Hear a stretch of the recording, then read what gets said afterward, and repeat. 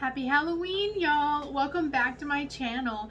Today is a spooky good dish. It's a really nostalgic one for me. It's my mom's recipe. Well, I took my mom's recipe and vegetized it.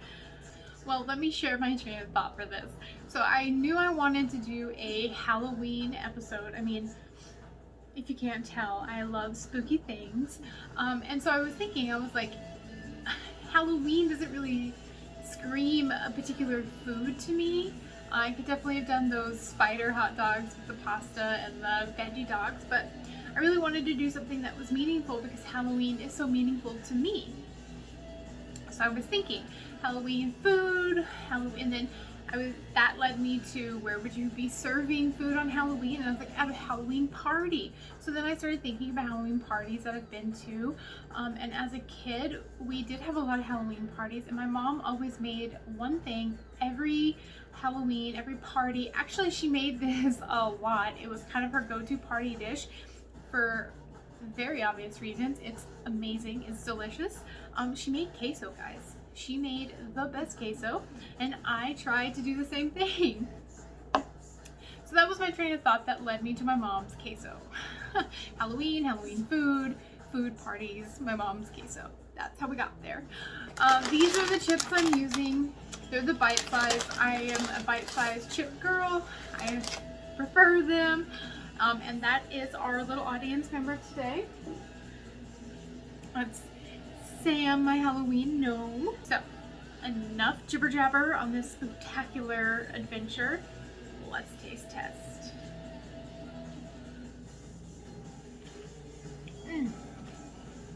Oh my goodness.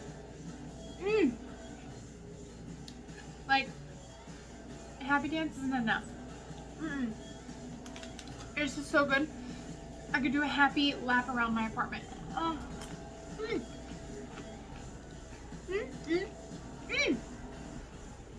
Guys, my mom's queso has always been super flavorful, and I think I did it justice. I think she'd be very proud. Sorry, Mom, I cannot send you some to Texas, but if you hear, I know you would enjoy it. It is spicy and creamy and so good. It's so good, it's scary. Don't take my word for it, guys. Keep watching this video. Make this for your Halloween party or your Christmas party or any other party that you have. It's a hit. I guarantee it. Bye, y'all. Alright, guys. It's queso time. Let's get going. Okay, guys, it's time to move on to step one. In our pan, I have a little bit of oil heating up, and we're going to add our crumbles. Also, you see our little friend over there? He's our little guest in our audience today. His name is Sam. Not a lot of people know this, but I actually collect gnomes. I have my awesome Sam, my Halloween gnome. I have like a autumn gnome, and I have the most amazing zombie gnome. His name is Ernie. I am hopefully getting a Christmas gnome soon. I've been on the lookout. Anyways, that's a sidetrack. Back to the cooking. Let's get our crumbles in the pan. So to the crumbles, you want to add salt and pepper. You want to do a half a tablespoon of onion powder, half a tablespoon of garlic, and half a tablespoon of chili powder. Once you've got all of your spices in your pan, you're going to cook the crumbles until they start to brown, about 5 to 10 minutes. We'll come back together and finish this spooky, delicious dish. Okay, guys, so while our crumbles are cooking, we're going to prep our cheese. It's Velveeta. I am staying true to my mom's recipe, and my mom is a fan of Velveeta.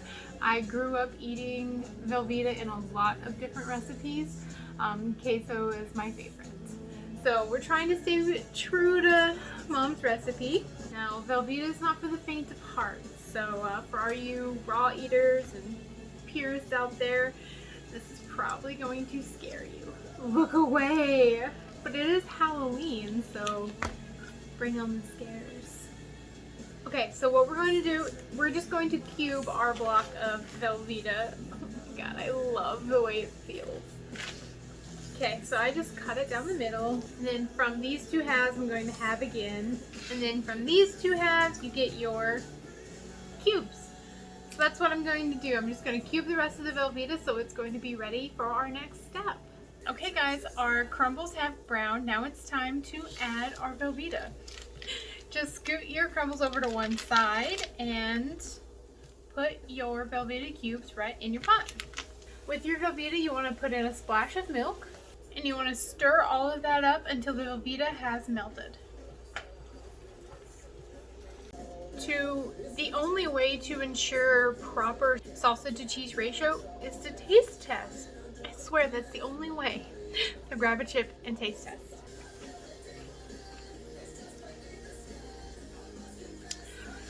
I would say that the ratio is pretty dang good. Alright, let's take a look at our queso. And there she is, guys.